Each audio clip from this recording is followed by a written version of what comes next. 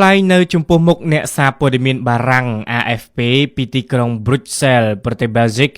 លោកហ៊ុនម៉ាណែតទទួលស្គាល់ថាឧក្រិដ្ឋកម្មអនឡាញបានបំផ្លាញដល់សេដ្ឋកិច្ចជាតិហើយបន្សល់ទុកនៅកេរ្តិ៍ឈ្មោះអាក្រក់សម្រាប់ជាតិផងតាមលោកហ៊ុនម៉ាណែតកម្ពុជាកំពុងបោសសម្អាតដើម្បីប្រឆាំងតបតនឹងការចោទប្រកាន់មកលើរដ្ឋាភិបាលកម្ពុជា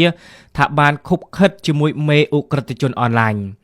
ទោះយ៉ាងណាប្រមុខរដ្ឋាភិបាលកម្ពុជារូបនេះមិនបដិសេធអ្វីឡើយថាឧក្រិដ្ឋកម្មឆបោកអនឡាញដែលមានវត្តមាននៅកម្ពុជា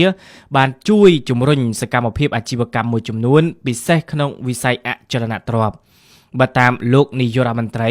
អំពើឆបោកអនឡាញបានហុចផលដោយផ្ទាល់ខ្លះដែរដល់វិស័យអចលនទ្រព្យតាមរយៈការទិញជួលនិងការសាងសង់ដើម្បីបើកដំណើរការមជ្ឈមណ្ឌលសម្រាប់ឆបោកប៉ុន្តែភាគច្រើននៃចំណូលពីវិស័យនេះ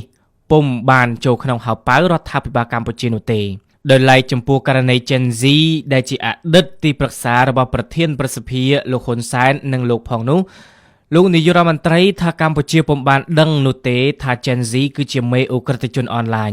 តែបន្ទាប់ពីដឹងរួចមកសមត្ថកិច្ចកម្ពុជាបានចាត់វិធានការភ្លាមនេះបើតាមការបញ្ជាក់ពីលោកហ៊ុនម៉ាណែតទៅកាន់ AFP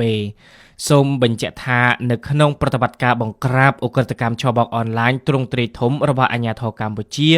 ចាប់តាំងពីខែមិថុនាឆ្នាំ2025រហូតដល់ដើមឆ្នាំ